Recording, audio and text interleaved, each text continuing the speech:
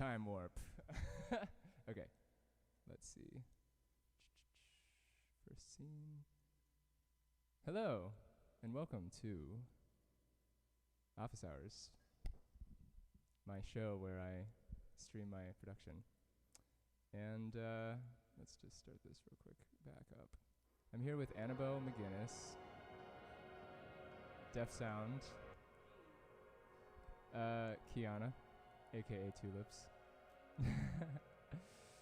And we are going to listen to this project. Give me just a second. So I have this fun little setup. This is Annabelle and Def and Kiana and Jess's apartment, by the way. So you might have noticed a little bit of a scene change. So basically the format of this is I'm going to play a collection of songs from the album which just came out today. You can find it on my Bandcamp, zowmusic.com. And we're going to go track by track and just kind of talk about what the process was like. And if you have any questions, feel free to leave them in the comments, and we will try to get to them as we're going. Hey, Dreams Are Maps, you're here. Thank you for congratulating me on the tape. I hope you enjoy it. Okay. All right, so we are going to start this process. Transition. Okay. Oh, shit. Hold on. Okay. Track number 1 is called Shimmer. We're going to start it.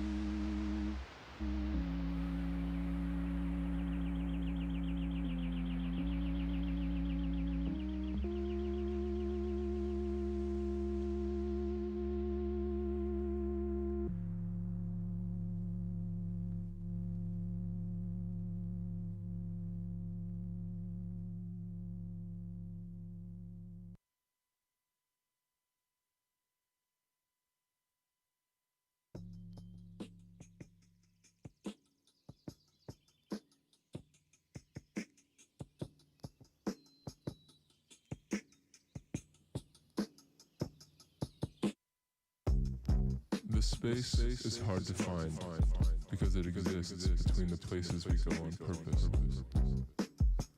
Less a destination than a place I found myself.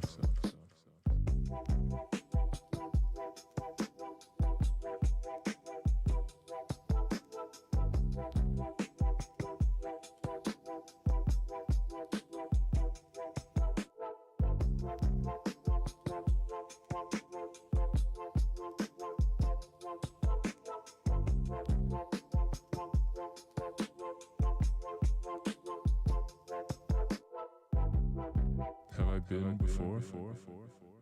Or is it new each time? What is an old experience, but a new one with expectations?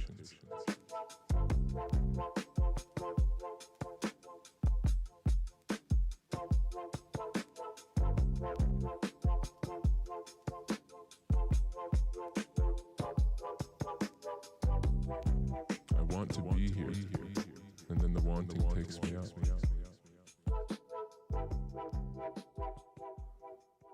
Intention can really spoil things, huh? No wonder then that play should be taken playfully. Rhyming words, riding alongside an unteachable moment.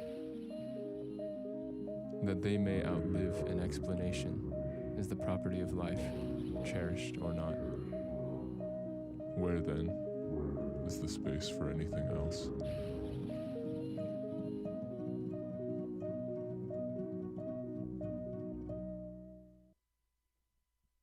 Sweet. All right, so that was Shimmer plus the space. I just remembered that little plucky thing at the very end. I recorded some acoustic guitar. There was like that one sound that I was trying to get at the very end to keep it like feeling organic, and I think it did pretty well. So that first song, Shimmer, is called Shimmer because of an article that I read called Shimmer, When All You Love Is Being Trashed by Deborah Bird Rose. And I wanted to read an excerpt of it to you guys to forever document that connection. Give me just a second.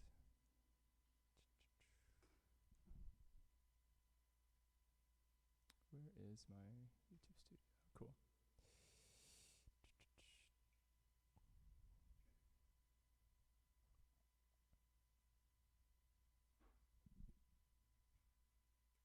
Okay, so this is from the article Shimmer, When All You Love Is Being Trashed by Deborah Bird Rose. You can find that in the book called, what is it called? I'll link it in the description later. At the same time, we may also think about what is refused when we turn away from all this abundance. Instead of the kiss of life, we humans too frequently offer a resounding no, and every no also ripples and reverberates across animals and trees through photosynthesis and oxygen, even into the breath and into the heartbeat and rhythms of life itself. No invades the shimmer of life, unmaking ancestral power. In this time of extinctions, we are going to be asked again and again to take a stand for life, and this means taking a stand for faith in life's meaningfulness. We are called to live within faith, that there are patterns beyond our known patterns, and that in the midst of all that we do not know, we also gain knowledge. We are called to acknowledge that in the midst of all we cannot choose, we also make choices. And we are called into recognition of the shimmer of life's pulses and the great patterns within which the power of life expresses itself. We are therefore called into gratitude for the fact that in the midst of terrible destruction, life finds ways to flourish, and that the shimmer of life does indeed include us. I wrote some little notes about these tracks that I wanted to bring up. Oh yeah, so the music from that first bit is actually something that I made a while back with Def for his project, which is actually the first project we did in quarantine, the Dub Lab mix. And we're going to link all this stuff in the description if you guys want to sort of follow the cookie crumb trail of all the things that have kind of come together for this project. And yeah, it was really awesome. Like, I don't know if you guys are aware are familiar with Dub Lab, but it's sort of like an independent radio station that you can access online. Is it dublab.com? Yeah. Cool. I actually have a link to the notes. Let me just. Yeah, so this was when we first started collaborating over Google Drive and things like that. Def has this monthly mix that he does on Dublab, and he asked if I'd be interested in kind of collaborating on it and composing some things for it. So a lot of the synths that you hear on this project are actually OB6 samples that I made for that project. He sent those to me remotely after recording sets on Tractor, and then just sent me the audio files, and then left intentional space for me to write and compose to. And that was kind of where these ideas came from, and then I sort of compiled all of those little tidbits and recycled them into my Octatrack. Like a few weeks later, I was kind of messing with them, and that ended up being the foundation of a lot of the tracks on this project. And the space is pretty much like, that's actually the first one that references our artist support group stuff. Should be on 3. Yep. Oh. Way hot. Okay, cool. Is that good? Yeah, that's great. Oh, sweet. Okay. Hello, hello. Yeah. I got it. Yeah, so the space was the first of the tracks that I ended up turning into songs, which were originally just diary entries.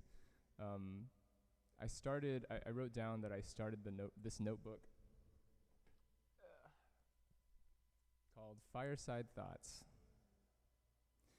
And this was originally going to be the notebook that I used on tour when we went traveling together, which didn't end up actually happening. Oh, wait. You know what it is? Don't worry about it, Kenny. And yeah, so I had originally started writing in this once quarantine started, which was like very much the opposite of what I thought I would be writing in this notebook. And this particular entry was from April 19th. So that day was when we kind of we all recorded, or we all wrote down things that we shared with each other. And then at the end of that day, I was like, hey, could you guys actually send me recordings of all of the things that we said today?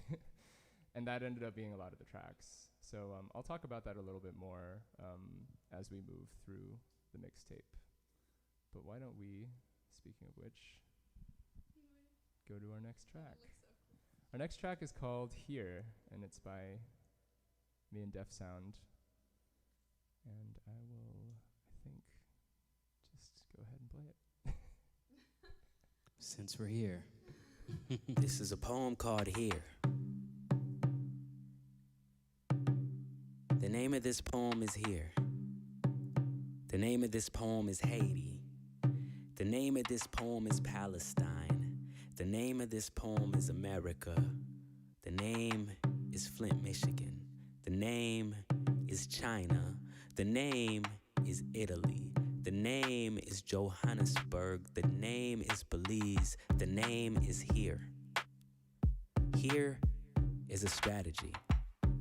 Here we can't run away from we. Here needs a new imagination. There's nothing performative about here. Here has no guest list, no RSVP. We are here whether we want to be or not.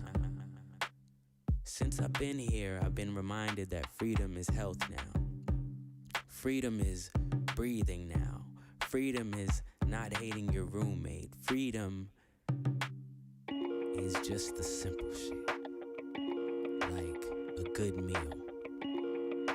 Here is the re-examining, the doing of the deep work of the unavoidable. Here is an everyday choreography of the possible. Here, we water dancer of the mundane. We wake up, scribble scripture, scroll a bit, like a picture, sip a tincture, make a smoothie, watch a movie,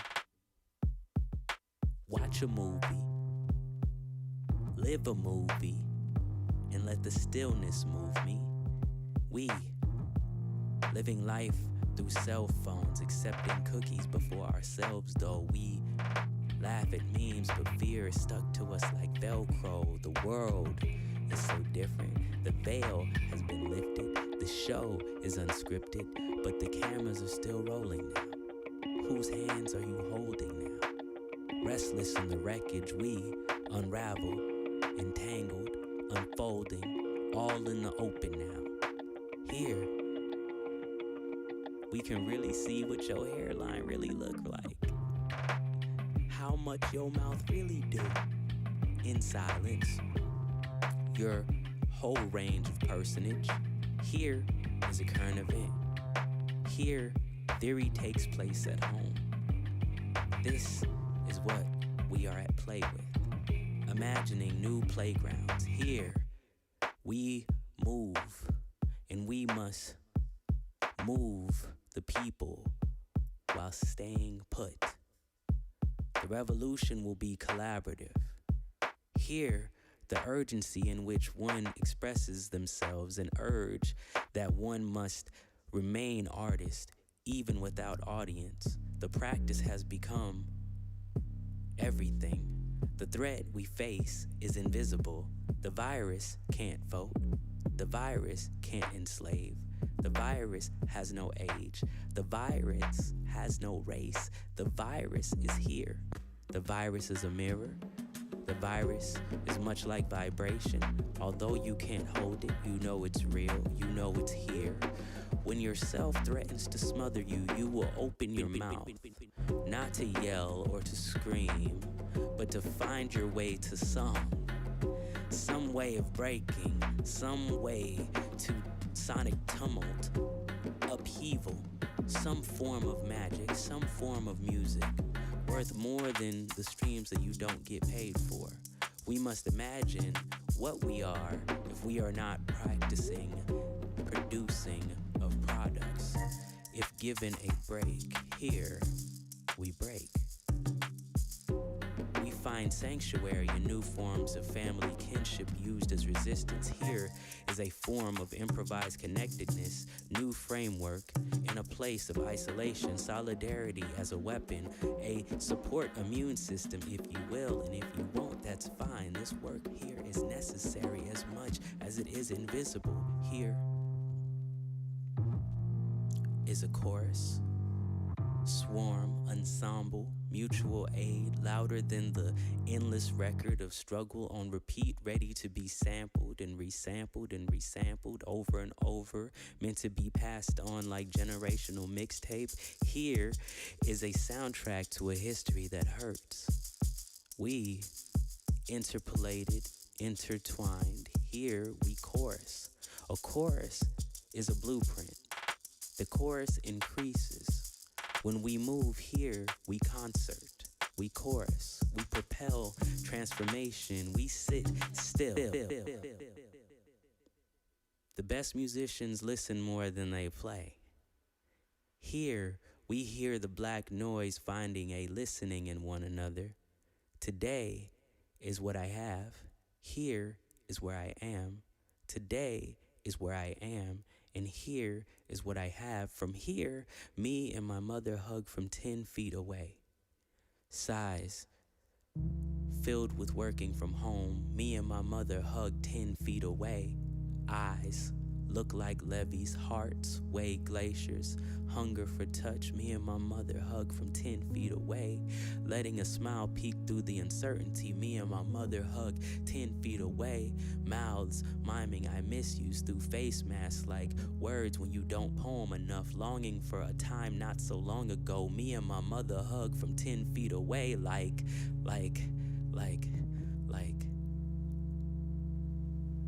last week.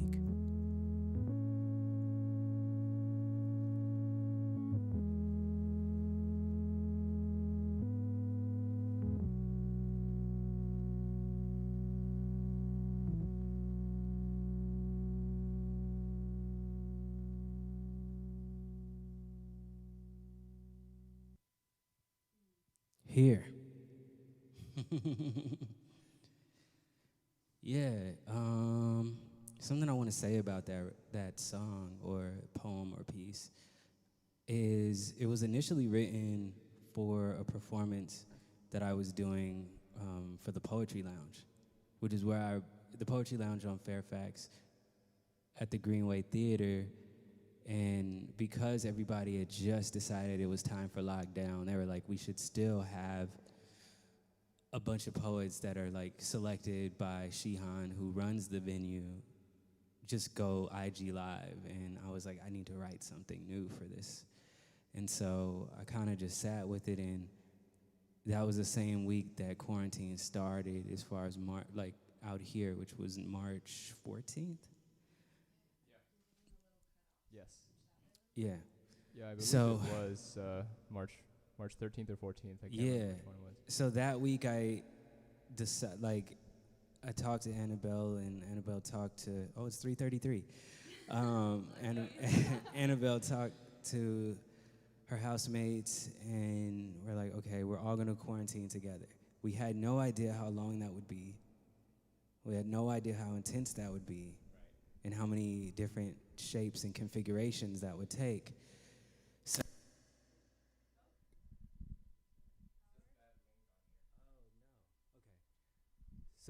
Anyways,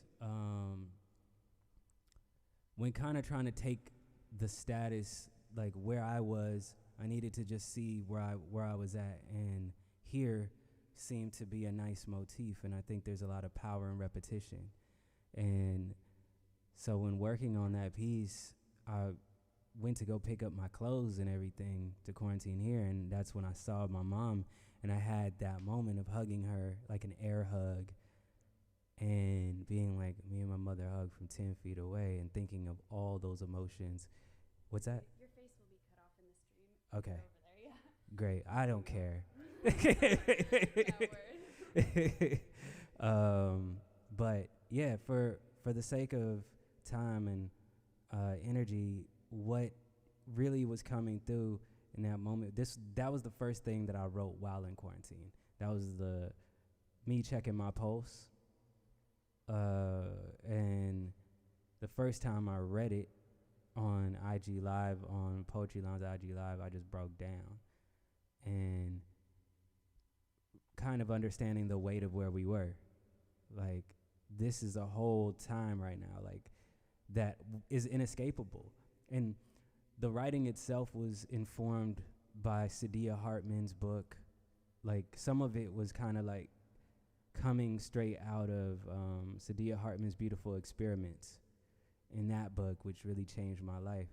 But looking at invisible work, looking at the doing of the deep work, and thinking of like how those thoughts get articulated was informed by Sadia Hartman. So I just wanted to give some credit and love to the things that are watering us, like the literature that waters us to these moments. So that's what was informing here at this point.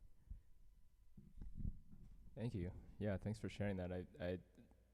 I feel like there's so much of this project that is the literature, and it's hard not to want to just like make it all about that, but it's also very much like the processing through that. And also I think like as somebody who makes music, it's something that I always have to reckon with, that like I don't get to show everybody all of the things that inspired me, and maybe my music is the place to do that, and not like the bibliography of links that very few people have the time to, you know, to engage with if they're not like on that specific path. Like nobody but me is doing that. Specifically, at least, you know. I was just talking to my friends yesterday about that idea that like we put so much thought into like how can I change everyone's mind so that they do something that means something to me. But there's that other half of like, where is somebody, like am I asking where somebody is when I ask them to leave their place of comfort and their journey to like engage with what I'm doing. And I think art is that bridge, you know, like you don't have to ask somebody to, you know, to believe in all these other things. You can just ask them to listen to something and then see if this aligns with, you know, whatever it is that they might be going through in their life. It doesn't have to be like a complete match, you know. So yeah, I think I'm still learning that. I was working on my liner notes today, and I almost included like a full bibliography of links, and then I ended up just including a link to my website because I figured that's something that I don't have to commit to as much, and if people really do want to know, that like it's there, and there's something that you can find if you look. But it's also, like Annabelle reminded me like the other day over the phone, like this is a complete body of work in itself, and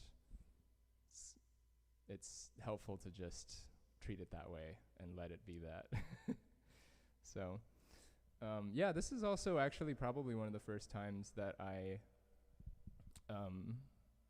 started making beats to poetry. I remember loading up Def's recording and just being like, okay, I'm not gonna touch his timing or anything like that. And he had never really intended, he didn't do it to a click or anything like that either. So to have it just running in the background, and this is something I've mentioned on my streams if any of you have seen them, to just run an audio file and have things playing in the background. I mean, you know, I had already done that with time synced things.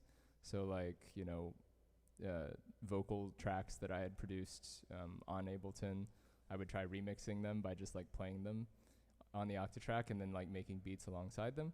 But this was the first time that I actually tried to take something that wasn't synced up to tempo and just like play beats underneath it. And it was so rewarding because I feel like there's so many rules we make about how things should go once you give it that rhythm.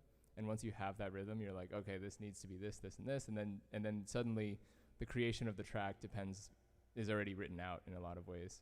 But with poetry, it was really cool to hear how certain things just lined up on accident. And that became like something that I wanted to do for the rest of the project.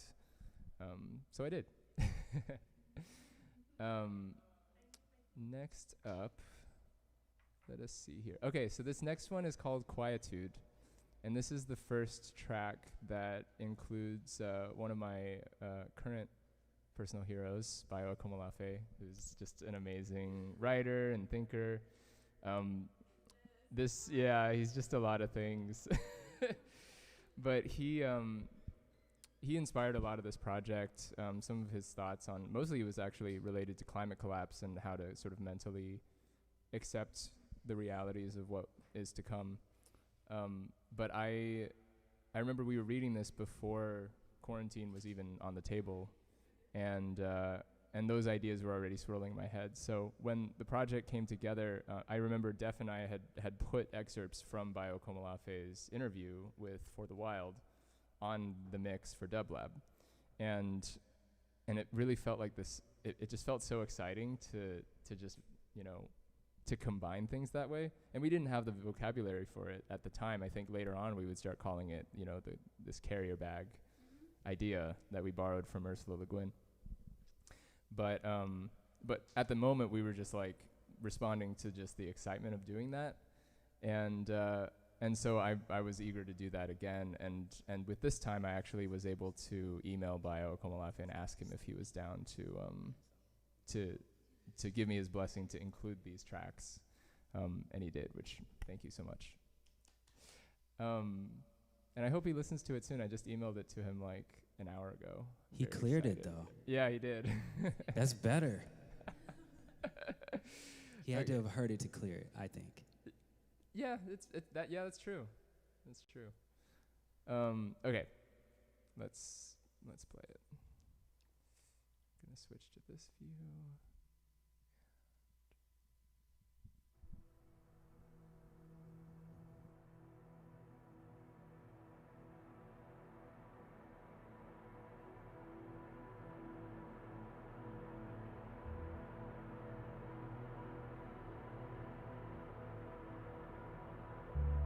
I want to think of quietude as an assemblage of bodies.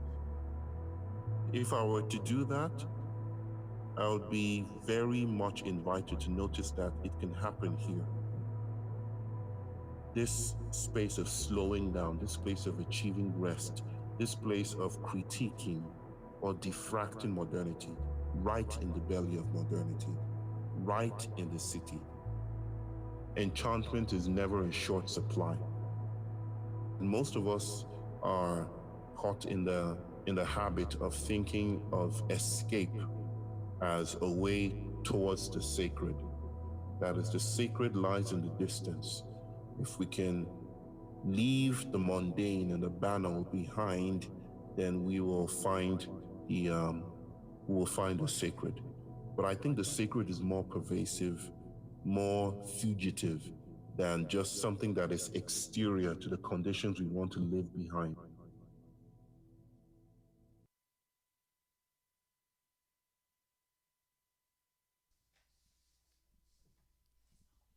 Oh yeah, go ahead. Kiana asking if she Permission can smoke has weed. been granted. Fugitive spaces. Fugitive spaces. That's You what this know. is all about. Yeah, I remember this I think quote that's an so much. appropriate question. I remember this quote so much because I had like 14 files on the Octatrack from this specific interview because I had used so many of them on that mix. I'm pretty sure we actually used all of them on that mix. Actually, that's not true. We didn't use some of the background stuff and things like that. We kind of refined it, and then this kind of refined it even further because I remember the context of this interview. This woman who was interviewing him was like, yeah, like I'm living in the woods right now, and like I feel like I haven't been able to focus on like my own inner peace until I like made it to this kind of space. And this quote was him kind of basically saying that like he was like you're so fortunate that you are able to do that, and like I'm very happy for you, but like there's also so much work that needs to be done in the places that we can't leave, you know. So that's been something that has certainly become increasingly relevant. Yeah, I mean, I think the idea that fugitive spaces are more pervasive, specifically too, that like they're inescapable, was something about that really spoke to me, and just wanted to call to attention that he had said that, and how much that continues to be relevant in thinking about that conversation that he held. Yeah, I mean the idea that enchantment is never in short supply, like that is something Bars. that that I just keep thinking about, especially when we couldn't go anywhere, and I was like, where is enchantment for me, you know? And I think that was when I started being like, yo, I have this machine, and I have things that I get excited about, so why not just focus on that? But this reminds me of conversations that we've had together where you were talking about finding modern symbols of mysticism. Yeah. When mysticism has really always seemed, of course, otherworldly, but then also inherently just outside of the city and inherently old. Yeah. And, you know, inherently sort of stuck. And so I just see a through line with that.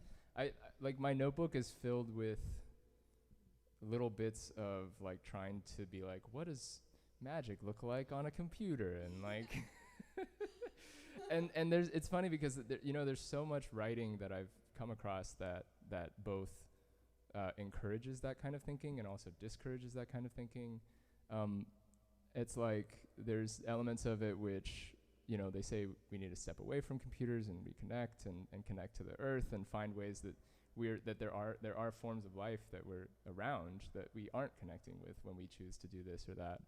But I think it's really just a matter of continuing to experiment and look for that. Like the looking is the, you know, is the process.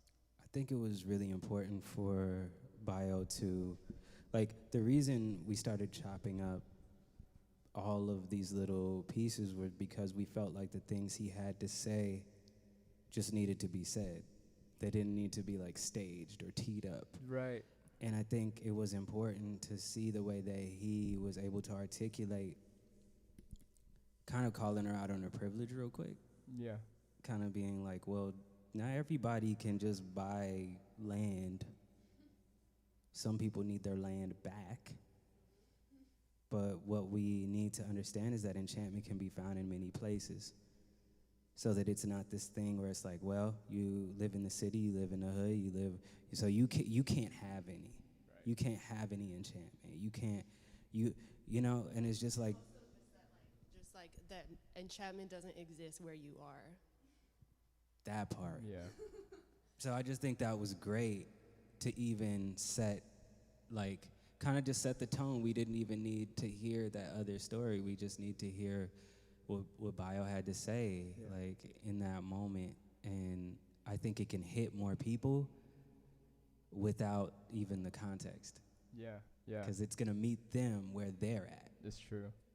And it really, to me, it echoes this idea that I've been having a lot lately, which is that, like, when things are shared digitally, it's not about,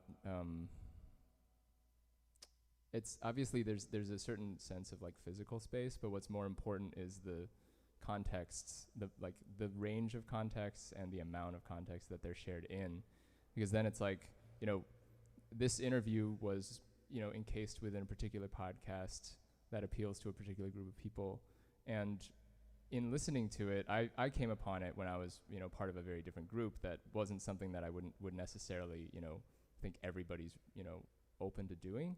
So I think, like, hearing what he said, I was just like, I want to share this in a context that might reach people that otherwise, you know, don't find this kind of stuff.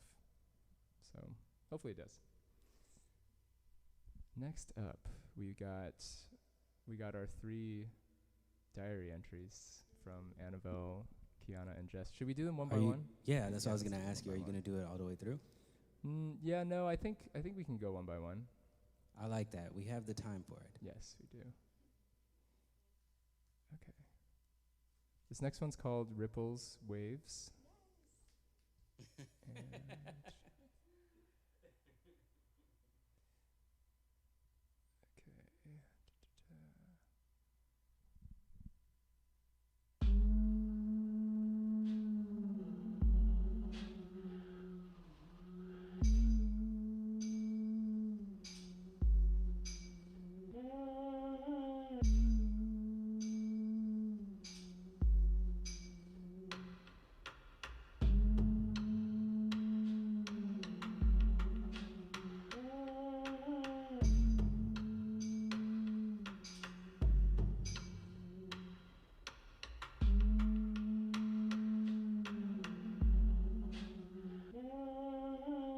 I noticed last night that certain events are persistent and noteworthy.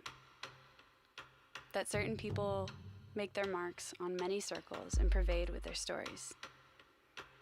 It had me feeling that an impactful life may be less about glamour or chance and more about attentiveness, persistence, and curiosity.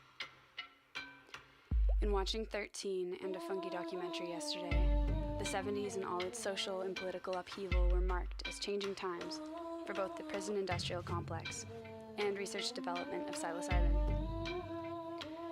What is changing now? It's rarely just one thing. The ripple effects of our actions and words throughout this time feel more noticeable in the still waters. The changes coming our way too feel more visible from afar.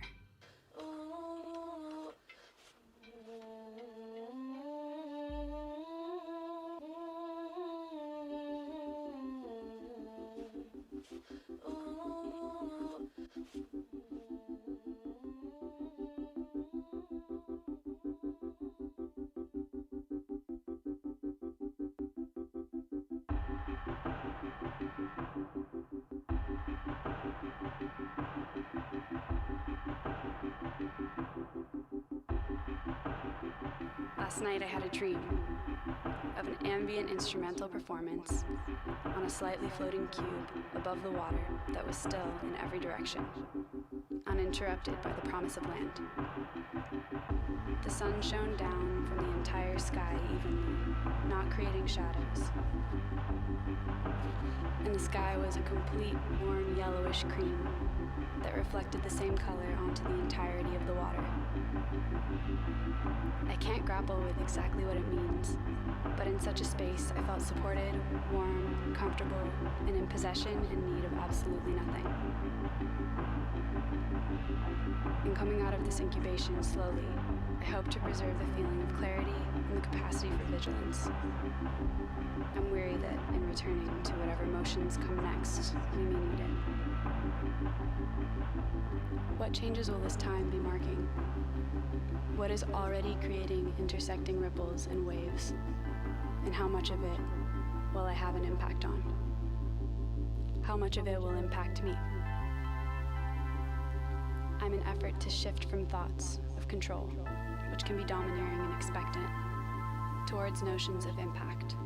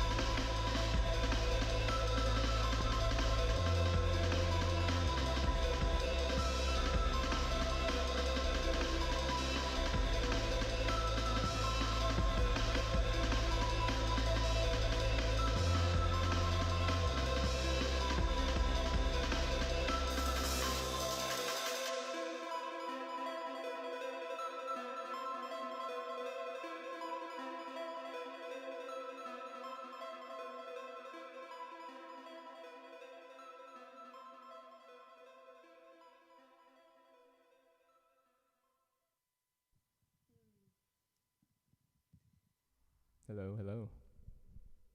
So that one's called Ripples Waves. While we were listening to it, Annabelle was pointing out that the original vocals from that beat in the background were recorded in this room and sent remotely to me via Google Drive, and it was called Meditation. It was like how long was it? Like 20 minutes? So there were 3 takes, and the first one, I think that you probably mostly pulled from, was about 12 minutes long. The next one was like 8, and there was another one that was probably like somewhere between 5 and 10. Yeah. And they were recorded in this room with 2 mics. One of them was like at probably about where, like this level, and the other was really high towards the ceiling. I guess I'm gonna show y'all. It's high ceilings in here. See? So, there, are you back on the screen? Yeah. Perfect. All right. Yeah, so we basically had one that was like up at the roof, or towards the ceiling, almost at the top, and that was intended to kind of catch some of the reverb of the room, and we had like percussive instruments and all this stuff, so it was a pretty messy, like all 3 of us just totally improvised as far as like a recording. So in playing with that, like we've both done productions based on that since, which has been so fun, and like in playing with it and interacting with those original tracks, something that like you can't avoid is the serendipity of what happened in the room, like people stepping, you can hear, and you know, everything was so improvised that it's like so much of that comes through, and I didn't even know you had sampled it. I thought this whole time it was a synth pass, that little snippet. Oh, the second half? Yeah, that. Yeah. Yeah, that sort of tone. I put that into the Octatrack, and I was telling them I sliced it up into like maybe 10 slices. It was actually one long note, and I just took those 10 slices and programmed the sequencer to play a different one each time. But it wasn't ones that I picked. It was just like I just told it to pick random ones. So every time I performed it, it was like slightly different. And then of course I think I was just listening to a lot of breakbeats when quarantine started, and it was kind of just I was very much in like a 130, 140 BPM world for several months, and now I'm like I'm like no BPM now. Yeah, and the main backing vocal that was like obviously a part of the session is mostly Kiana's voice. I think there are some other low harmonies in that too. But it was like that one was observably from that session, but I had no idea, by the way, that it was manipulated until literally now that like was also just snippets of the voice. So yeah, I really want to put together like a little list of all of the streams where I was doing all those things, because I realized in hindsight that I didn't actually record every single one. I think with Here, with a poem called Here, I don't think I actually recorded the process of doing that until like much later. But I have most of them, and I think this one's one of them. Yeah. Yeah, I want to give you kudos too for creating Third Space, which was what you called the Google Drive folder that ended up being kind of a little bit of a composting bin for all of our ideas that would have otherwise just deteriorated. We put really, really rudimentary ideas in there, and then also some things that ended up being like full compositions too, but a lot of like, here's some cool sounds, here's this drawing I did, and we all had access to it, however remote, and that was really fun. So, I mean, I think that was a lot of the songs. I mean, Pressure and Slippin'. I mean, well, Slippin' was one that you sent me. Pressure was a beat that I sent Def, or just put on the folder, and then later on it was like, you put so much into it, and then it was basically a song at that point. Yeah, I mean, Slippin' was too. Slippin' I put in that folder as well. So I was also looking at that folder earlier today. There's a song called Road to Nowhere. Do you remember that one? Oh, right. Yeah, that was like... that was one of the first ones. Truly, yeah, that goes back. It's pretty wild. When I look at the folder, quarantine started around the 13th, and my first stream was like the 20th. So it was... I mean, Road to Nowhere pretty much sums it up. We went from thinking we were going to tour to being like, well, we're at home now. Let's see what goes down. It's wild, yeah. It's made it such a better transition to be able to continue to create like this. Yeah, also shout out, you were like literally the reason that I had Ableton to be able to produce and like create that sound. So if you hadn't given me Ableton, I wouldn't have recorded that memo in this room that you ended up using too. Dang. So cross-pollination. Can't stress it enough. Can't beat it. Let's do Jess's track next.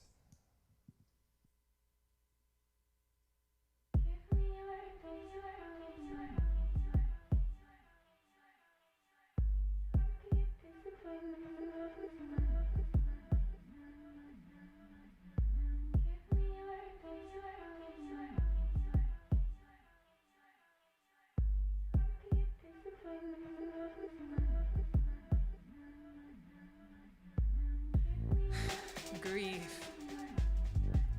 I lost that moment of purpose, fell off the horse, lost sight of my star. Does not seeing it negate its existence? Ego, you will never be enough. Look at all you've done, it doesn't matter. You don't matter. Give up.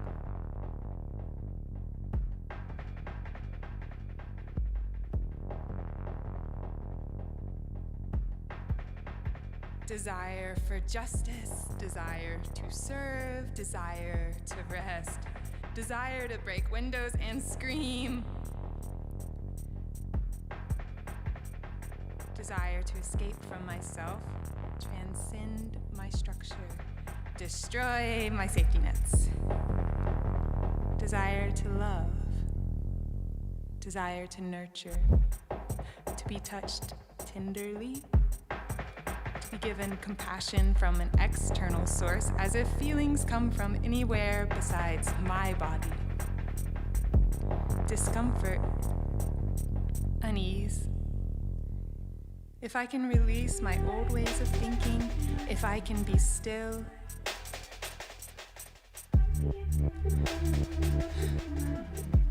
if I can grieve the idea of enough, maybe I can find liberation. No. Contentment.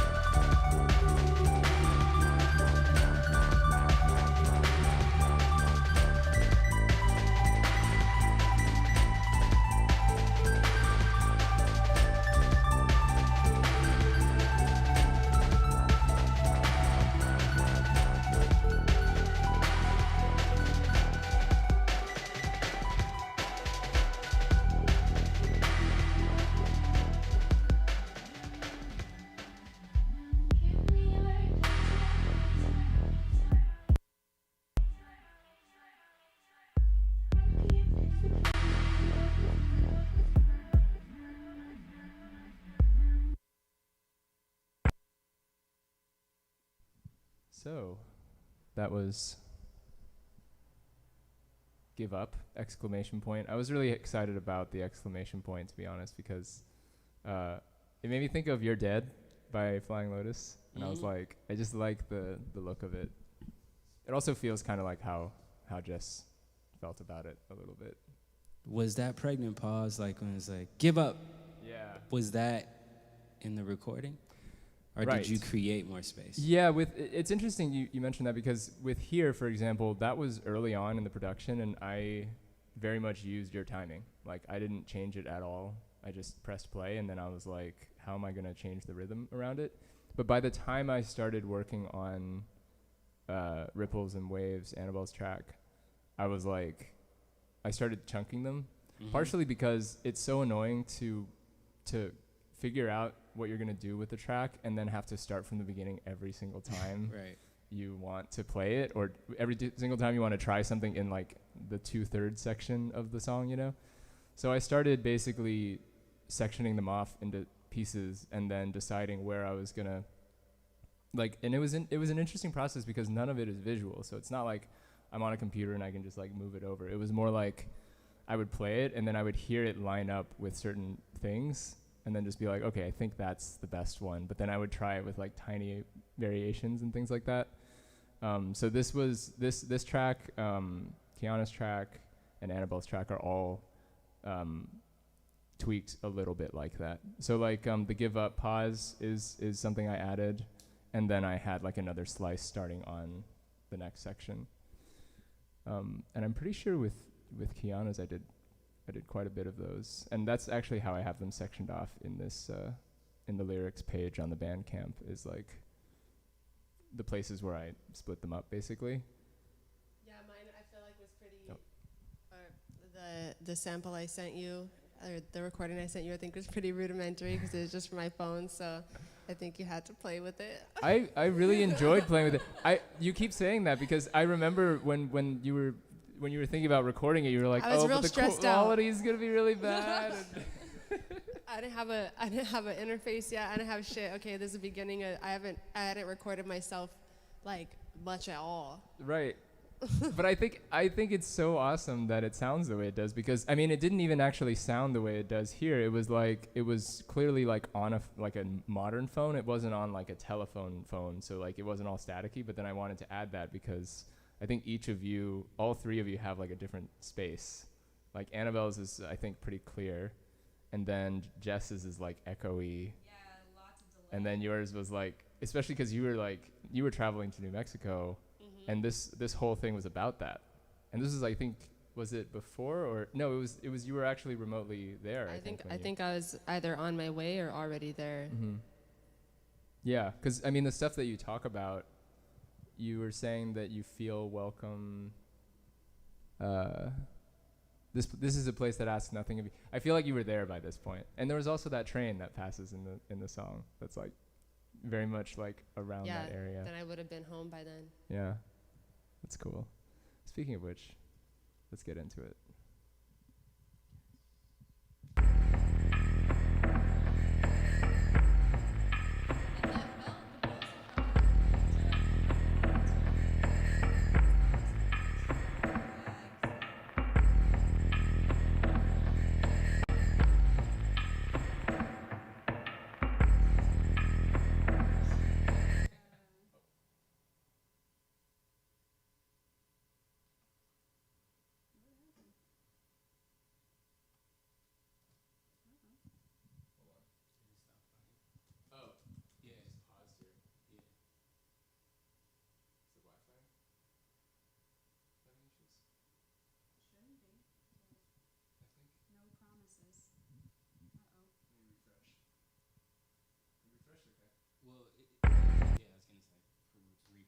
All right, reset.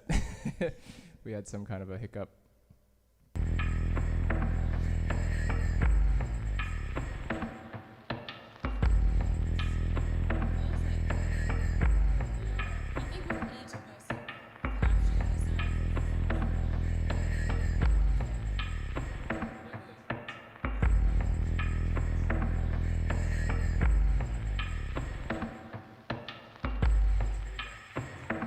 I feel everything that I hoped I would, and above all, I'm thankful. The sky is the same size wherever you go, but here it has a way of reminding me just how small I am.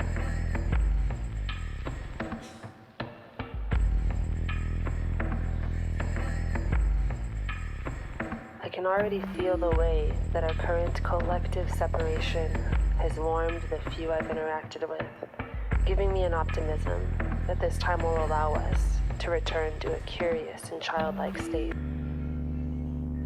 This is a place that asks nothing of you, where the past isn't so distant and time is measured in layers of settlement. I am overwhelmed by the voices of welcome that accompany my homecoming. Trouble does feel further away, though it is not. Home and safety can exist wherever we are. I give myself the freedom to be creature. It brings me joy to water my relationships, which makes me thankful for my own community, which remains strong.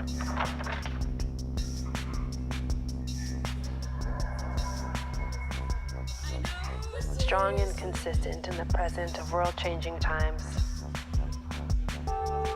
I'm thankful for each alignment that got me home and in a window of joy and relief. I think about my last quarantine group and can't believe I'm not waking up there. It's been hard to sleep. I know I spend so much time with you all, and I'll have more, but being apart makes me wish I'd spent more when I could. You realize how much people mean to you. Not that I needed reminding. My biggest fear is that you will all realize how awful I am, or that you feel abandoned by me. Alas, I am a scorpion, a sun child, a dirt baby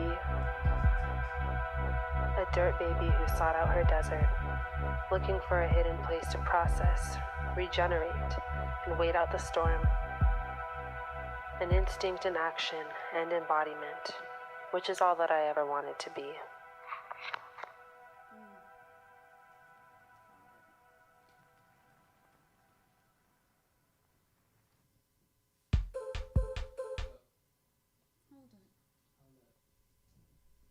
Cool. Kiana, do you want to add anything to that? Yeah, I do. Oh, you already have it. I guess just that it really was a sort of diary entry and thought, and it happens to be set to music, and it makes it impactful in a way, but it's not unlike, I feel like, so many of the scribbles and thoughts we all have to ourselves all the time.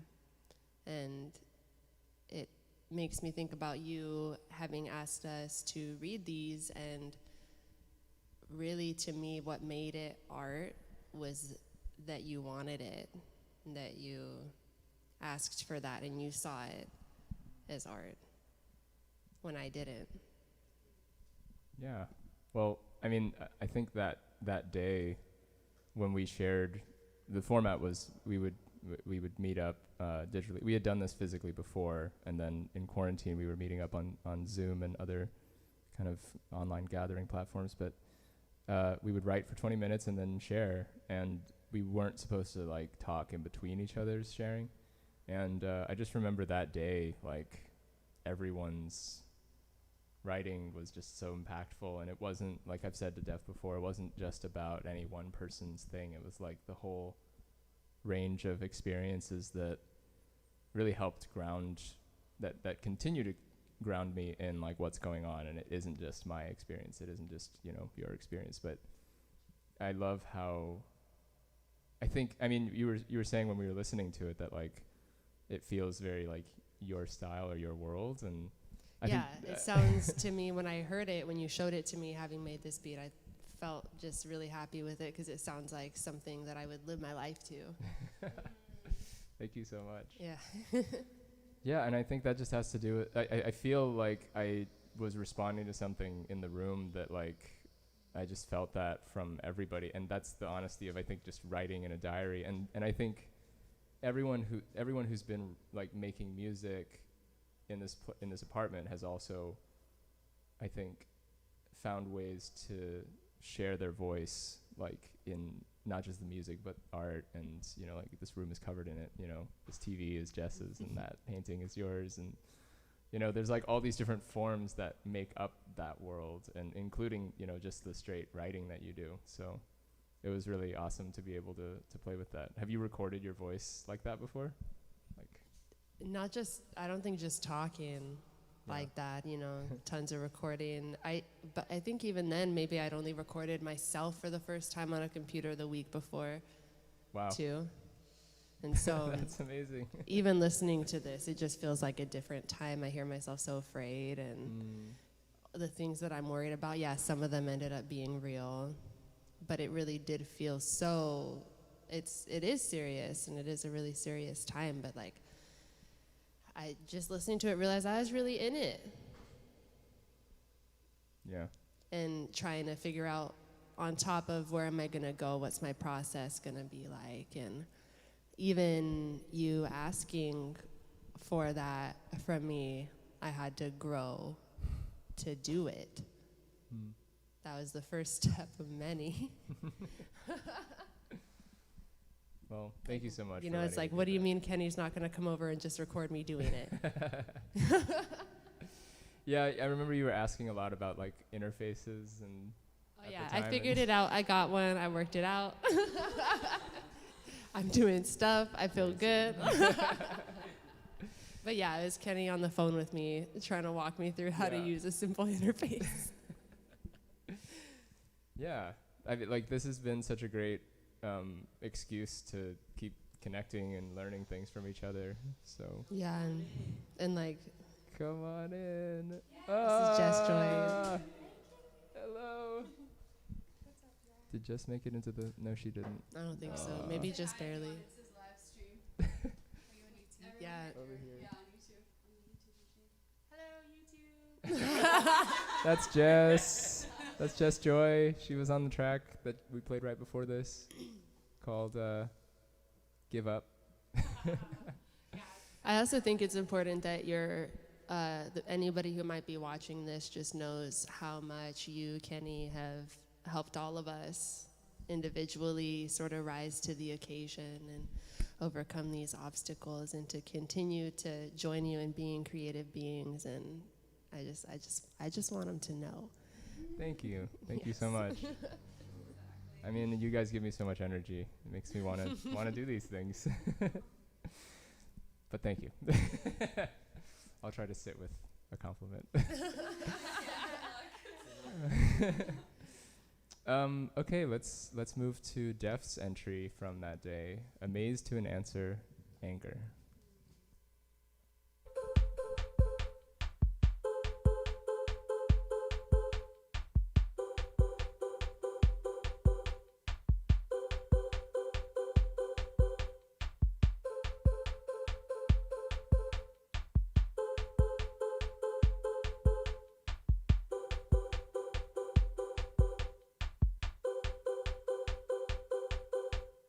I've been asked about anger a lot this week. I've been asked, how do I move through this world with this knowing? This knowing through a paradigm that is designed for my destruction. I believe the knowing that I am not supposed to be here is a daily middle finger to those notions. I refuse to put my already vulnerable people in more danger by arming my music with aimless anger, activating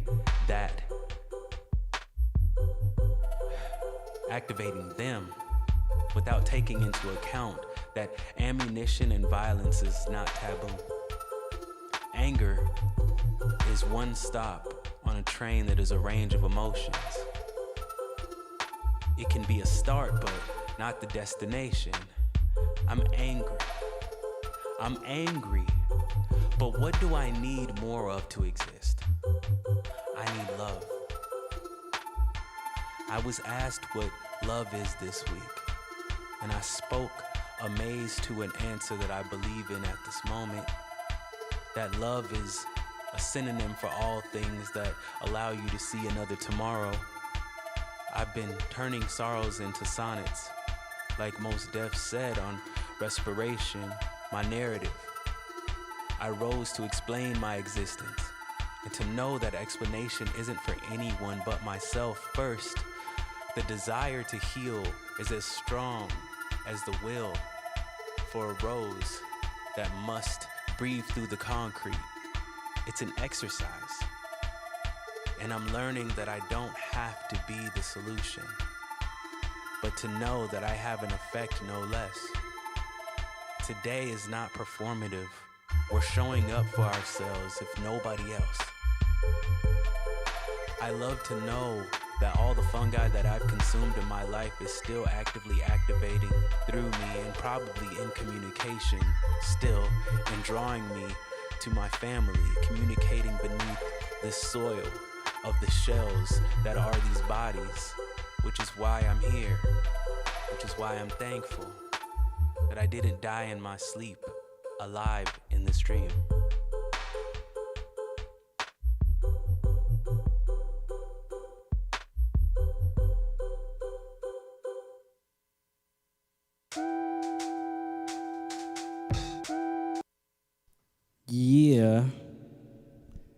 Yeah. I think it's important to say that those entries are all really written in 20 minutes. Like, we got a lot of shit to say. Like, just give us 20 minutes, and it's just like, what? And you kind of don't know what you're gonna do or what you're gonna say, and what I try to remove is saying something that is like performative. I have to like take it out. I have to be like, no, don't do that. Like, and even don't try to you, write a song. Even that for you, I feel ends up coming out, pretty much like poetry at that point, because it's like, it's almost like that limit that you wish you could put on your actual music. Exactly. And it's something, there was a bunch of different things that happened that week. And I know that week I was on the Love Extremist podcast, and they were asking all these different questions. Like, one was about anger. And he kind of, like, Ethan Lipsitz is the host, and he asked me, now that you have all this knowledge, studying African-American studies, how do you still radiate as a, like, positive person? And so I had to tell him that those aren't mutually exclusive. And that's where I came up with, and that's why I don't like interviews where people ask me the questions first, because then I won't give an honest answer. And the question of what love is as something that is anything that gives you the ability to see another day, I think is a lot wider. And he was like, okay, you should write that down. And so I wrote it in the same notebook that we ended up reading, but I like thought about what was I processing all week? Like, do I really mean that? Yeah. And I think a maze to an answer. I love like just thinking about that as like talking about anger and talking about love and how those things are kind of attached in a way. Right. Yeah. Yeah, I like to think that that the practice of writing kind of came from these groups where I was, actually starting to record, and I think, who was I talking to recently? As much as I think about the things that I wish more people, like the tools I wish more people had and things that I'm discovering now, like I want to share those with people, but then I also think about like how I got to those tools was not like one person in my life telling me to do that. It was like a group, it was like, whether it was like you guys or some other group that I was like drawing energy from, where it was almost more difficult to assert my old way of being like in that setting. So it isn't so much like being persuaded by a single person as it is just like the sort of the overwhelming experience of like being in a group where you feel really positive about something and you want to recreate that and then start like bringing that into your life too. Bringing that back to your quote about like a maze to an answer, it's like there are actually so many different routes too. And a lot of times, even if somebody I know is referencing one piece of work, if let's say we have one article that we really align with, and it makes us think of 10 others. If I send a friend all 10, they're probably not going to read any of them. It might be overwhelming, depends on the friend. But, if you get one and it's within a world of something, then they have their own uncovering process, which either leads them to a place of overlap where you have conversations in what you read about, or it leads them somewhere, like based on that article, that takes them somewhere you wouldn't have gone on your own. So it creates this entire community of inner workings and stuff, and that's why it was so wild when you were talking to your friend Zach, like about what he's been reading. He has been reading so much overlap, and there hasn't been a communication this whole time, but it's like sometimes one article will be, will send you down a similar path to where there's just overlap naturally, and it's an unoverwhelming way to do it. Yeah. It reminds me, like my brother, after he came back from this hike to John Muir, one of the first emails I got from him was like, yo, you got to pick up this book called The Overstory. And I was like, how are you finding out about this at the same time that I bought this book like a week ago? That's crazy. I also want to bring up that song, Maze to an Answer / Anger, samples another part of the meditation music that was in Third Space. Yeah. And the fact that was recorded the night before Tulips went to New Mexico, I think this whole project is like a documentation of kind of where we are all, like where we were at. So it's like you're letting people into the room. Like the Kenny's Room project is like this room and these like multiple rooms that we created, a fugitive space, a third space. And it's a documentation of like maybe the first 3 months of this whole thing. Like, and that shit's crazy. I don't know if there's another project that exists in that manner. That's cool. Yeah, I mean, and you were the one who suggested to me the idea of calling it Kenny's Room. I think I'd mentioned it in the past before in other contexts, maybe not even about that, but I think I may have called a website that at one point. But it's been cool to kind of reimagine what that means. It doesn't just mean, you know, my studio where I made this stuff. It can also mean like the room where we were working on these things, or it's actually all of those places, you know. Kenny's room is quite modular. Yes. Like you're now in Kenny's room, Kenny's living room now. Yeah. And also I feel so good about that title too, because we read that article about carrier bags and containers, and it talks about it. A house is basically just a very large container for people and ideas and memories. And I was like, yes, oh my God, that makes even more sense. So next up, we have another track featuring Def called Pressure, which actually came out pretty early. I think this one came out first in all of these songs. This came out before Slippin', right? Something going on, someone's hand in there? Yes, pretty much. We're just seeing the latency of when I went back and adjusted the screen over there. Don't rest assured, don't worry, you're back on TV, so all is well. Amazing. Okay, next up we got Pressure. Oh, whoops.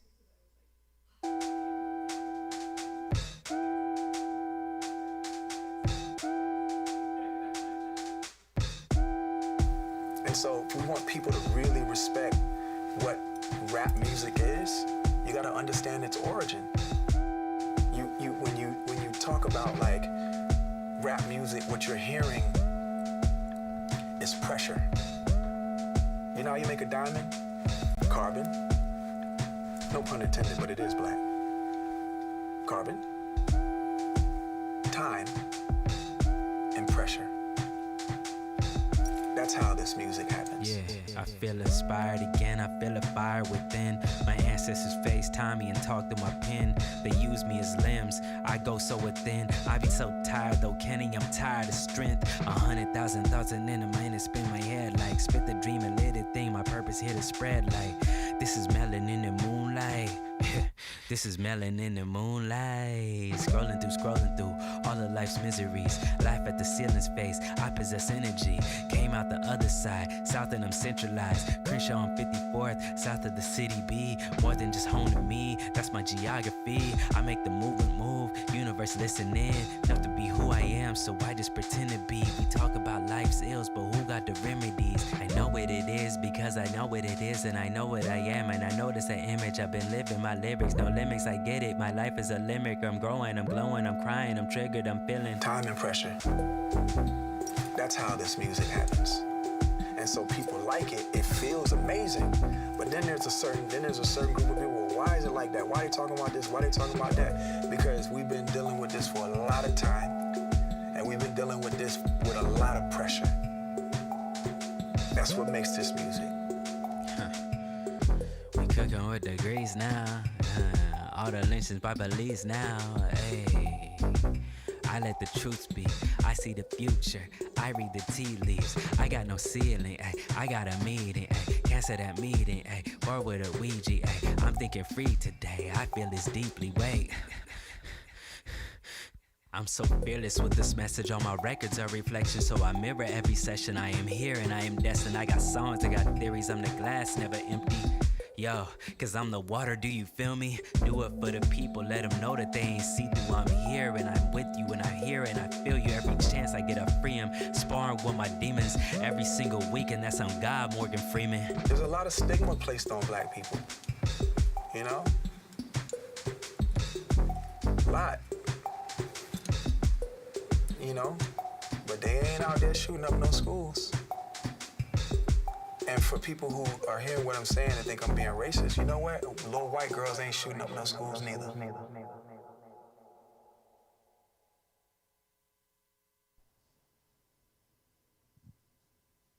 Excellent. Excellent. Time and pressure. I put the link to that Pharrell interview so that people could see the whole thing. Thank you.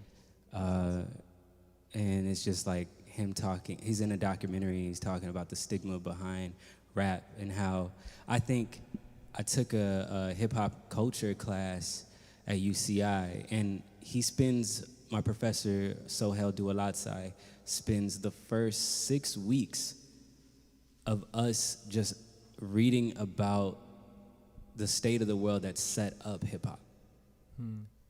So to think about the war on drugs, to think about mass incarceration, right, to think about slavery, to think about, like, these are all the ingredients that create this music. Right. So and if people had to study black culture before they get to consume it, I think we would have a different relationship with it.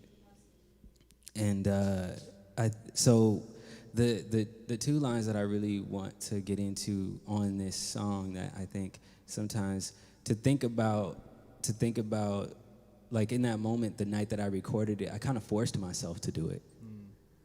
And was like, all right, okay. So to say the first line is like, I feel inspired again, I feel a fire within. Like, I had to tell myself to do the thing. You gotta do the thing. You say you do that thing, so do it.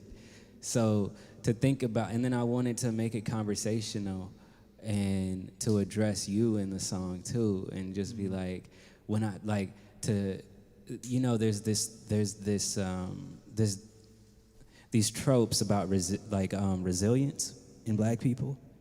And there are studies, there's been like violent racist science that says that black people's tolerance for pain is a lot more than others.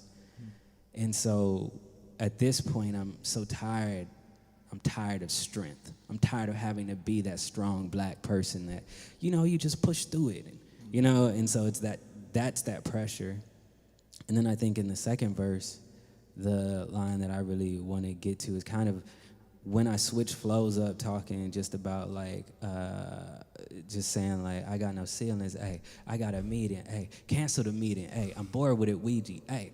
Like, to think about this, and there's something about this darkness and this beat that kind of brought out, is like kind of, I'm in my spiritual bag right now. And I don't, like, I'm so glad we're in quarantine and we can just cancel the meeting. We're not doing anything unless it's intentional. Like, unless it's intentional. And for anybody that wonders why I say, you know, sparring with my demons every single weekend, that's on God, Morgan Freeman. Morgan Freeman plays God in a lot of movies that he's in. Bruce Almighty and shit. Yeah, like that. And then that's also the part of the trope of the magical Negro. Yeah. That people go to wisdom, but doesn't actually have a full story or personage. Exactly, personage, like Annabelle says. So yeah, I just was like, there's certain things, I think because I don't always have the most forceful delivery, that things go under people's real quick. And they're like, oh yeah, that sounds good.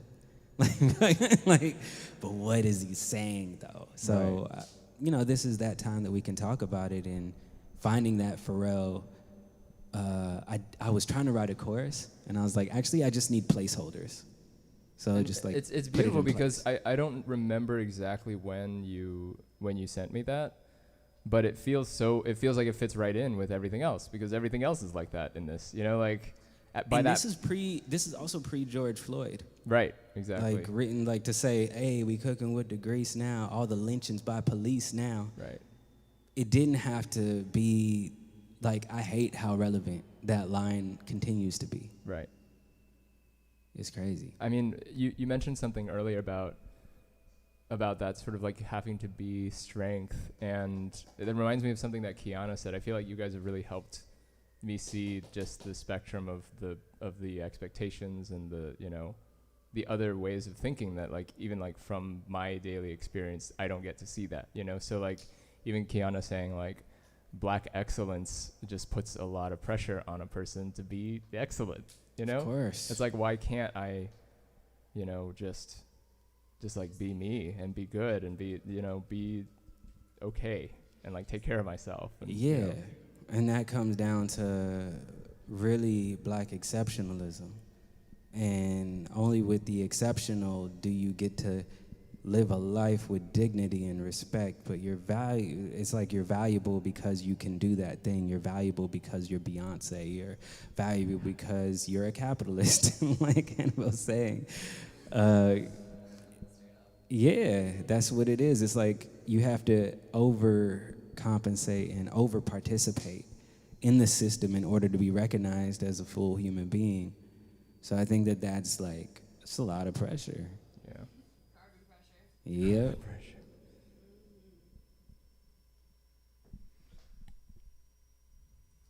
Let's move to Kenny's room. When it gets dark. Kenny's room after dark. After dark.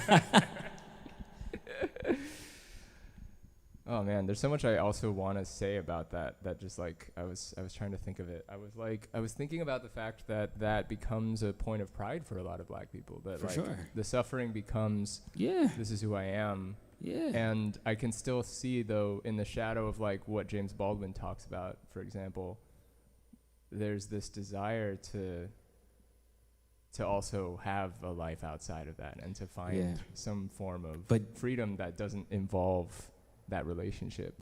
But that's also that the documentation of that relationship is also why people feel comfortable paying you. Right.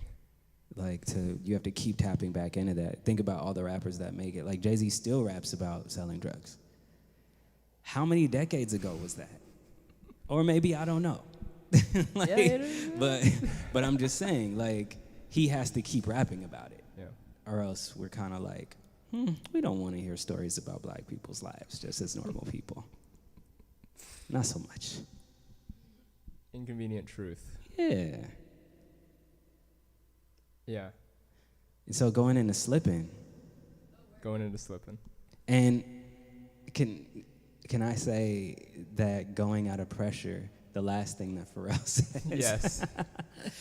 If people draw the connection of what Pharrell says is talking about how black people, like, there's no little black girls or little black boys going shooting up schools. And if you think that's racist, there ain't no little white girl shooting up schools either. So there's a problem that we got in America. Right. And I remember just like my producer side just getting so excited because I had all these tracks on my Octatrack, and I was linking them together, and I was like, oh, I really want this original Annabelle track to come in because your head is in that space, and it has kind of like I feel really excited about that because it reminds me of some of the creativity I hear in hip hop when there's like this mental connection. Yeah. And it just bridges you to the next place, but in an unexpected way. It feels really psychic. Mm-hmm. Yeah. Let's get into it.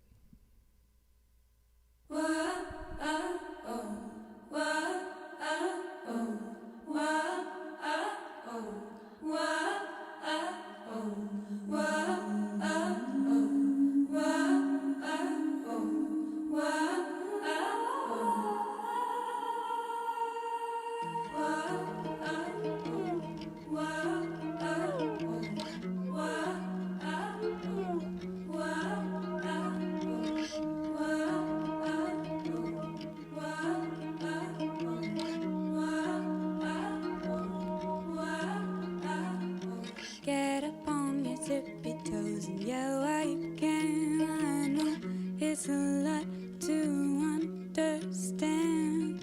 If everything is frozen, are we still dropping sand in the hourglass, tied up by the minute's hand? Slipping through the fingertips, I feel it slowly losing grip. I'm slipping through the fingertips, I feel it slowly losing grip. I'm tired of building bridges. Are you changing your plans? Are you clanking around with bottles and cans?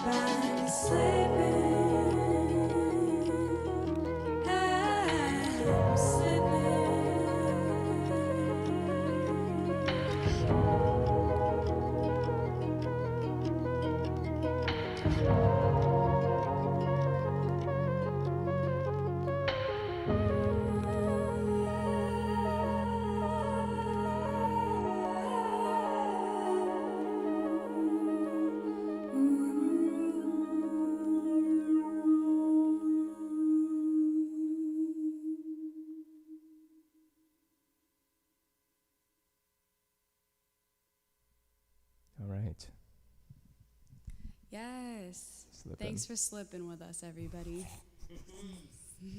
Got him. Slip and slide, you know?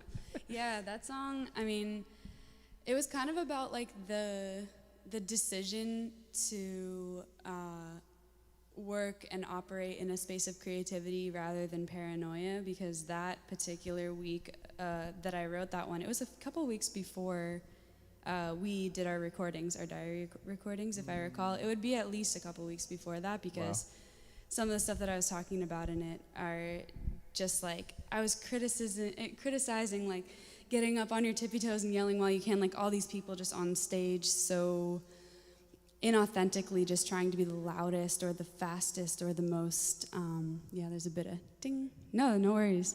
The loudest or the fastest or the most prolific in the room.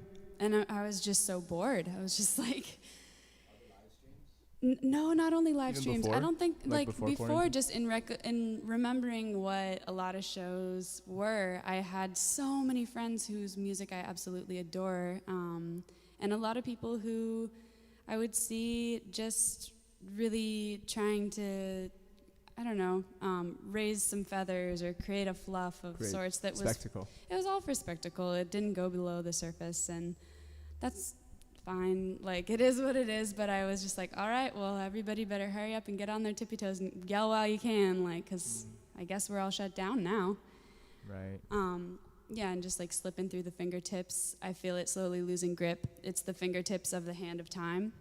So how time had just started and continues to be a little bit foldy and bendy and stretchy, Yes. which is wild. It always is, but now that we have it to ourselves, it's a little more noticeable. Yeah. I mean, I've been watching Power of Myth with my friends. I actually just finished it yesterday. They were able to come over and everybody got tested and we watched the last episode together. And so it was like 6 weeks straight because it was a six-part show. And he talks about like how the eternal in spirituality is actually just the present moment, and it's not actually a measurement of time. And we were talking about the fact that feels so much more understandable now, when like it's so easy to forget like how long ago things were, and to just kind of like grab memories at will and like put them together. So yeah, word. Thanks for also saying that y'all got tested and stuff too. We also, PSA, everybody in this room has been tested first, so stay safe, please. Please stay safe. It's still a pandemic. Although we're celebrating today, it's Bandcamp Friday. Feeling fine. We've got our good friend Kenny over in this room. In this room, yeah. So do celebrate in safety. yeah. So you were saying basically the beginning of this song was written before quarantine. During quarantine, but before we did all of our diary entries. So it was probably a month or two into quarantine. It was one of the first songs that I produced, and that was really wild because it was like, there was that Road to Nowhere you referenced, and then I think this was like second or third. Yeah, no, it was Road to Nowhere, and then you did that song There, which we still haven't put out. There? Yeah. I'll probably use that on my project too. That song sounds like a single already. Like that. I gotta remember. Oh wait, It's really short. Okay. It's really short, and it reminds me of like Gorillaz production. Okay. It's the one with the really sloppy drums that didn't have a BPM that I had to like kind of guess one to, and then I played a ukulele over it. Yes, I think I'm here. It's like almost like a classic, like a psychedelic rock kind of thing. I'm trying to remember, but I remember doing one where I didn't sync it to tempo and I just looped it on the Octatrack. That's the one. Yeah. So it was those two, and then Slippin' was the third thing that I ever like worked with and tried to play with, and this one was like definitely, well, it's our first co-production, so that's tight, and it's out also on Bandcamp as one of the singles, along with Pressure, which you heard right before it as well. Yeah, I mean, you totally arranged the whole thing from start to finish pretty much, and then I remember just hearing it, and I remember hearing in my head like those rumbly drums and like piano, and I was like, this would be really interesting to hear with that, and then we just kind of tweaked it and got it into place, and there was that one moment that I was really excited about where it just kind of drops off. Yeah, like so a it bar. goes, I'm gonna sing it for you. Do do do do do do do do. When it goes off in the piano, that whole spaciousness. I remember feeling like I was like floating when I first heard you inject that into this piece that I thought was like composition-wise going to be done, and then I heard that I was like, ooh. So yeah, really cool. It was a pleasure. I used some of those production elements on the next track as well, which is called Fugitive Spaces. This is the second to last track. It's only like a minute. This was also something I really enjoyed about this process, was like I barely paid attention to how long things were. Like the here was like 6 minutes and 48 seconds or something. It's pretty long, and this is like a minute, and I just kind of I didn't let myself worry about that until I was putting them together, and I was like, oh, I have 12 tracks. Like, this is perfect. So. You're right. It is perfect.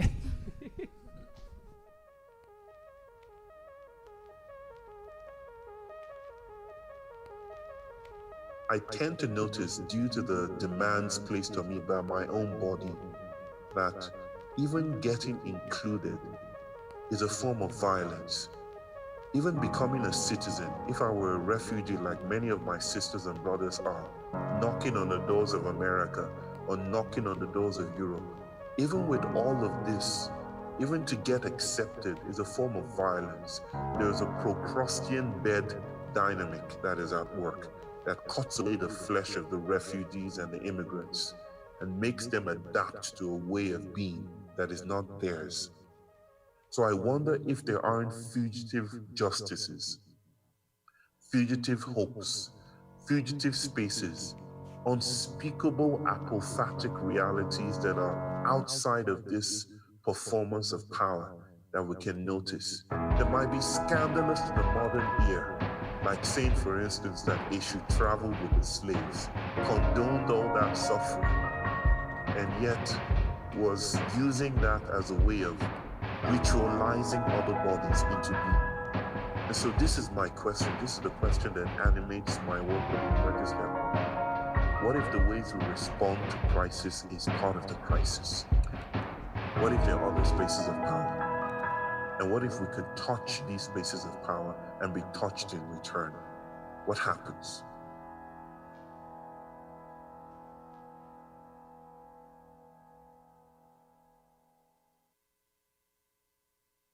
Sweet. Yeah, so this is where Bio's reference to fugitive spaces comes from for me. I'm sure he's mentioned it in a lot of his conversation. I think it's one of like the cores of what he talks about a lot. But let me move back to this scene. Yeah, so there's something that I wanted to bring up that he references called Procrustean bed. He says there's a Procrustean bed dynamic that cuts away the flesh of the refugees and immigrants. I pulled it up one day just to figure out what he was saying, because I'd heard it so many times at that point. Like I'd already produced the mixtape and things, and I just decided to Google it one day. And it's actually a Greek myth. In Greek mythology, the giant Procrustes would capture people and then stretch or cut off their limbs to make them fit into his bed. So him referencing that as like what the immigrant experience is, I also personally feel pretty like I feel tied to that analogy, because my parents moved here from China, and you know, China was its own Procrustean bed dynamic, and to come to America and to decide that was a better choice than staying over there requires certain sacrifices of like culture and things like that, and even now, especially like with quarantine, I'm noticing how my parents are missing their like being able to go back, even though back is not what it used to be, and it just kind of puts you in a bit of a limbo state. And I haven't bore the brunt of that really, but I've felt it in just searching for connection with them and with other people that have similar backgrounds. The echo of that effect of assimilation and wanting to belong is definitely felt among a lot of like Asian Americans, and so I feel very very connected to this particular quote. The whole idea of fugitive space is something I've brought up in talking about this project, where we like found this as a place where we could put our unsorted thoughts and then find a way to essentially rehearse them until they made sense, or they found some kind of harmony with one another. And so it's really cool to see that is a successful experiment, and that life can also take on that form. You know, like this is just one way that you can do that, and you can do it other ways. It feels like a modular placement of feelings, and it's kind of like within this time, all these different mixes of feelings and perspectives. And one thing in that piece that Bio says that really sticks with me is like imagining fugitive justices, like outside of the idea, like this is also during the time when abolishing the police and abolishing prisons is actually in the like social lexicon of like what we're talking about now. Right. Like there has to be a different kind of justice, a fugitive justice, one that is not the norm, one that is not what we've been doing, and we have the time to imagine it. And so like thinking of fugitive hopes, like these hopes that are not rooted in the American dream or the colonial goal that even countries outside of here have. Right. So I think that is like something beautiful to embed in a capturing of this time. Thanks. Yeah, I really love how they talk about how being included is violence, you know? Specifically, I think that's something that we all reference within conversation, and how beautiful that all three of us, having very like different lived experiences, could understand that really viscerally. Like, I mean, you know, speaking of refugee experience and just replacing and moving around, and how humans relocate and all of this, like we're all a part of that in some capacity. And also, you know, there have been spaces that we've gone to and wanted to maybe be a part of for strategic reasons. I mean, I can't even imagine like how many bros dens I've tried to be like, please give me a chance, listen to my music. And it's like, maybe that's not what it is. Like, maybe I don't want to be heard or amplified by people who don't even believe that I'm valid, you know? Like, if you don't think that, then I don't have to waste a breath trying to convince you, because my breath itself is already evidence that I am. So what are we going to do with this information moving forward? How can we continue to validate ourselves and then each other in ways that is sincere and harm reductive? Like, there's no such thing as harm free, but like, we'll just do our best, you know? Maybe we don't need to be exceptional, maybe you don't need to be amazing and excellent or all these things, but we could just be good, you know? Like, that's a nice start, because I think there's a lot of stuff that's like really not there yet. So checking in. I mean, right, yeah. Just the practice of finding out who it is that you're speaking for in your confusion and your frustration, and seeing if there's some way that you can hear them out. Like, I think I hear a lot of this sort of like conceptual conversation about like, I don't know how to talk to so-and-so about so-and-so. I don't know how to essentially square my life with these new ideas that I'm being introduced to. And that's something that I've also, you know, been experiencing this whole time as well. And I guess like what I'm trying to do now is for every person that I think that, like, how can I meet somebody who feels that way, and right, yeah. and find a space where we can actually talk about that. Exactly. Because until then, it's just, you know, it's just more of like writing essays about this concept of a person. Absolutely. Conceptualizing someone and not allowing them to be a human, and like essentially thinking of them and how to talk about them being the concern rather than how to talk with them, right? You know, and it's actually, it feels very challenging particularly in heightened, frenzied moments and in moments when there's so much polarity and the stakes are so super high. We're in the middle of a pandemic and social justice movement, and it's tensions are high, but like I find that whenever I'm given a chance to talk with someone, even someone who I like super disagree with on a lot of things, like there's always a common ground in some capacity, and there usually is a way to at least find some semblance of an understanding in each other. Yeah, like some way that we can create a space for maybe something different that isn't about like the argument at hand, but is more about, like there was some gathering that I was part of early on in quarantine where this person was talking about basically going to places where people were in disagreement and organizing, like this was I think in a rural area in South America, and she was talking about how she had started these gatherings where people who really like couldn't have conversations with each other would essentially just come together so they could do tastings of their crops.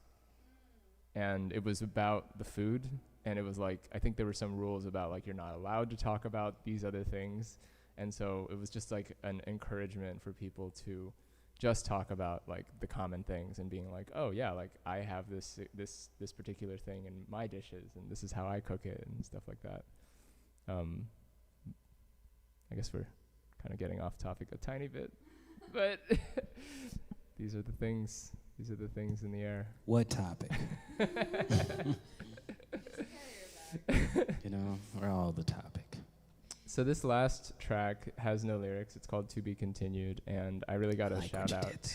Yeah, I got to shout out Quelle Chris for just inspiring me to do that with a track, because that album, when we listened to it together at our listening party, Innocent Country 2 has a track at the very end that just kind of, it doesn't try to end it. It actually is there for that purpose. It's essentially a loop that I think he calls it like title credits or closing credits or something. And I really loved that idea. I feel like he's on the same wavelength with a lot of these, like, with these ideas. I think hearing his album was like the thing that really inspired me to like put something together and be like, there's actually people. Yeah, it's a conversation. Yeah, it's like also. Like we're in conversation, but it's like and it's wild to hear that without ever meeting someone. Yeah. Yeah, I think you did it, Kenny.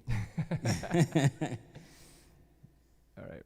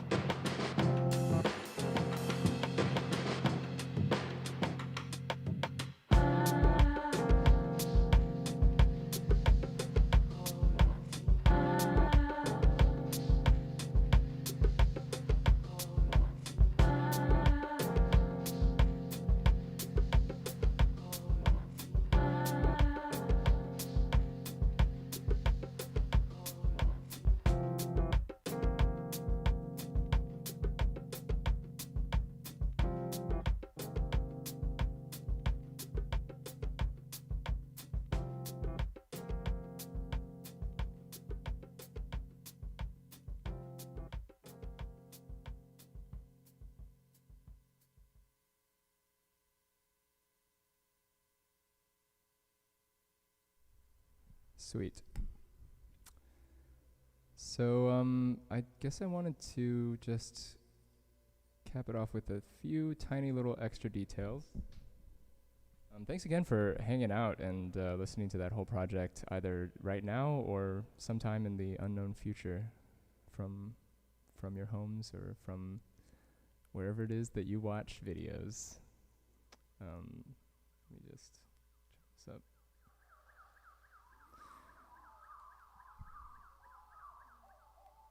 Yeah, so I was thinking about the arrangement of the mixtape and how there was probably a good 2 or 3 weeks where I thought I was going to perform the whole thing from start to finish. And I was like, that's going to be the beauty of the performance. It's like you do the whole thing and it's like spontaneous. But I think it's important to, I just want to share this because like, to identify a point in the process where I got in my own way because I thought that I had to do something a certain way. And after like a few days or maybe a week or 2 weeks, I started to revise that rule and ended up just being like, this isn't serving me. This is actually like making this unenjoyable now, because now I'm like worried about performing it. I was also going to record videos of every single song.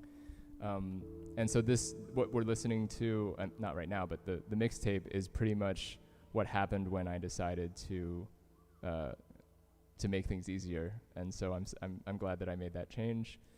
And also, kind of in the spirit of the idea of like to be continued, the artwork as well was like something that I came up with. I looked up like the first time I took a photo of one of those bubble drawings, and that was like July 6th or something. So it's so crazy how when the project was finished, I remember thinking like, how am I going to do the artwork? Because I had already been drawing, but I had all these different ideas, and the bubble thing wasn't even a part of it. But then we watched the Lynn Margulis documentary, and I was just thinking about all those amazing images that they use in the film, and wanted to reference that in some way. And so that sort of sprang out of that. If you want to check out some more of those high-res photos, they are part of the digital download on Bandcamp. So please check those out there. They come with a carrier bag. Yes. I should actually make carrier bags, shouldn't I? You should. I'm getting carrier bags done. I'm about to be getting some carrier bag totes done, all repurposed. That is so One of cool. ones. Oh my God, I got to get the hookup on that. Shout out Ella. She's the one who just made the masks too. These So cool. hand stitched. Nobody's Illegal is Emmanuel, aka Def Sounds project, and yeah. So she's gonna be carrying. I have like a whole stack of old clothes, and I'm like, this palette, and that's what she's gonna make bags out of and print the rainbow cover. But yeah, whatever you need. Amazing. Hit up Ella. What was I gonna say? Yeah, so Symbiotic Earth, right. So speaking of Symbiotic Earth, which is like probably one of my favorite things that I discovered over the last like 6 months that are quarantined now, since the beginning. It's a documentary. I try to link it everywhere I can. It's on Vimeo for like $6, and it's like a 2.5 hour thing. And you can watch it over the course of a week on Vimeo. And if you want to check out more links, I have this this website that I designed.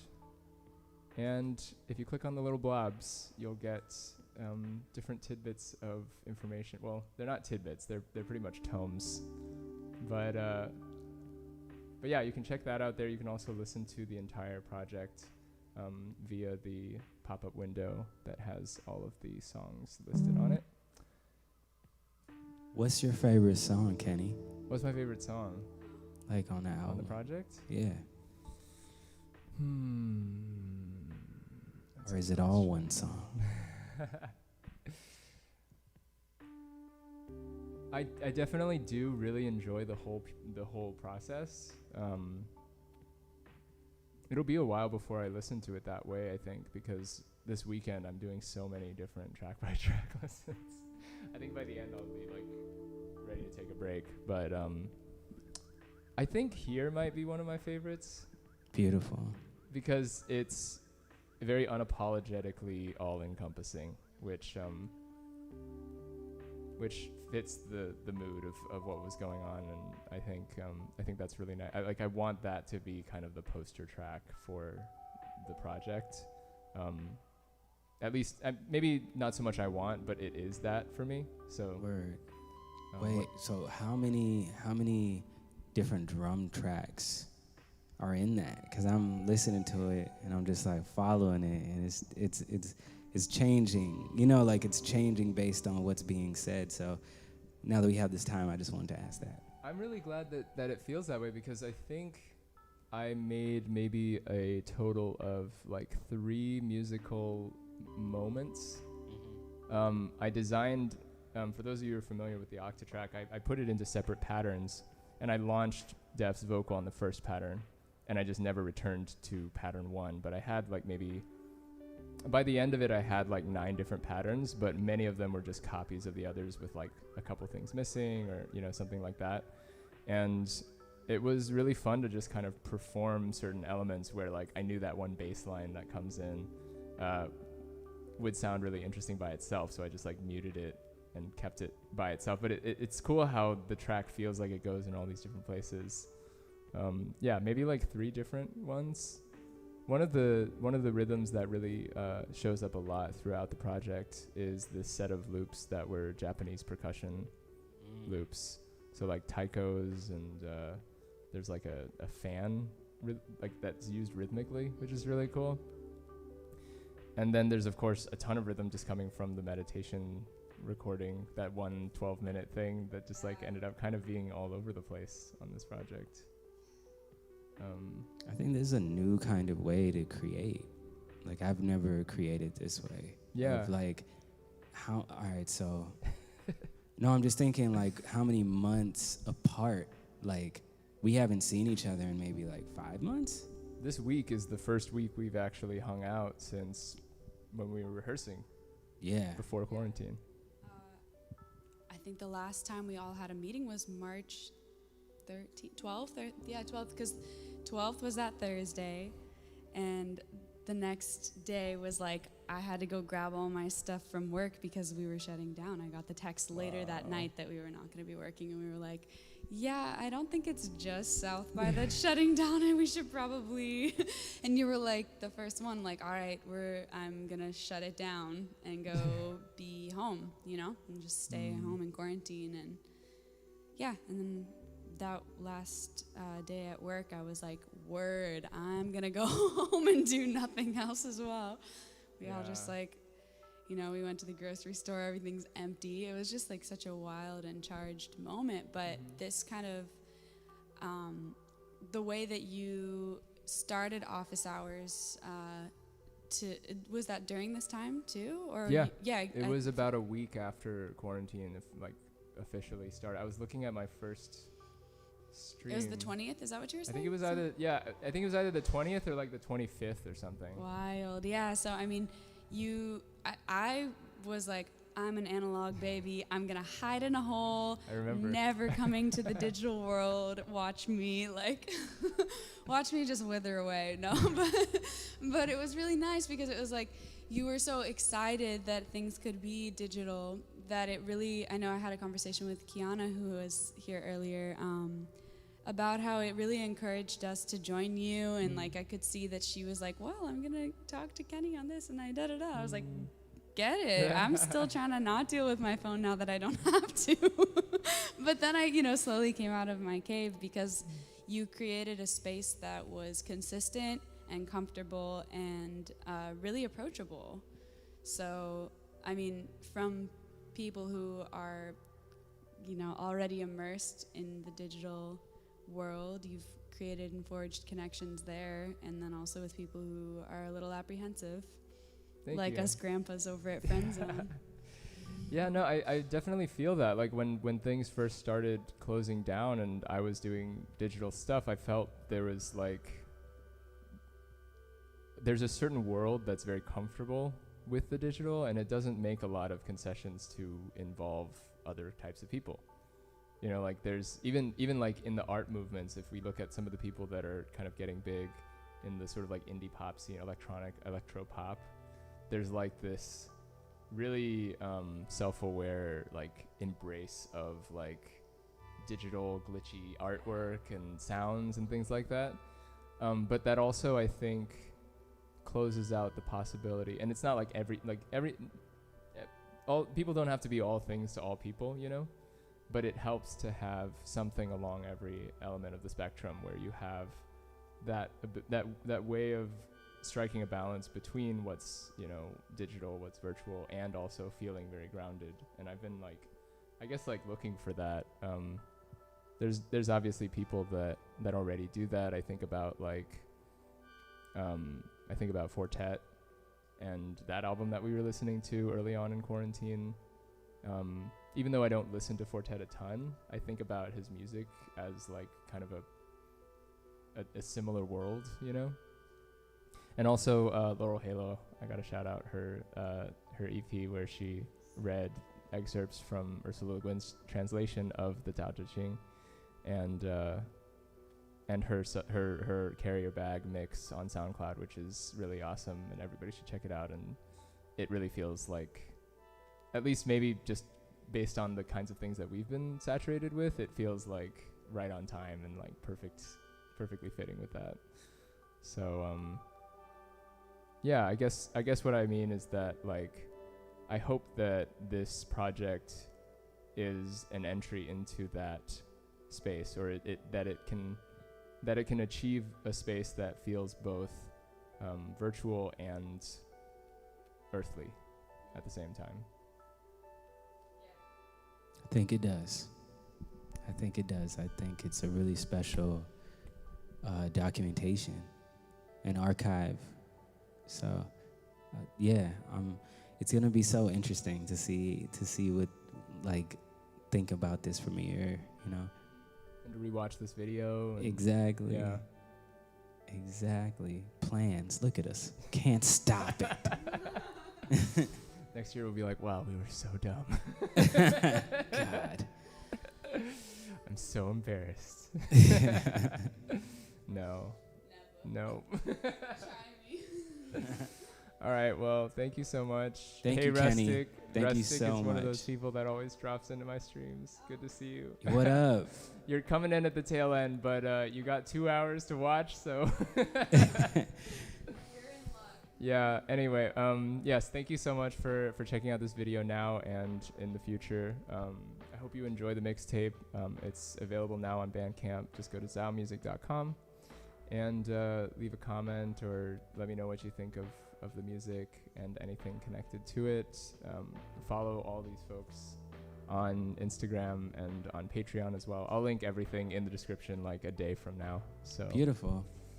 Yay! Yay! Shout out Blasting Past Him is out. Yes. Another Kenny Zhao production. This artwork is on song TV. by Annabelle McGinnis. Thank you. Ooh.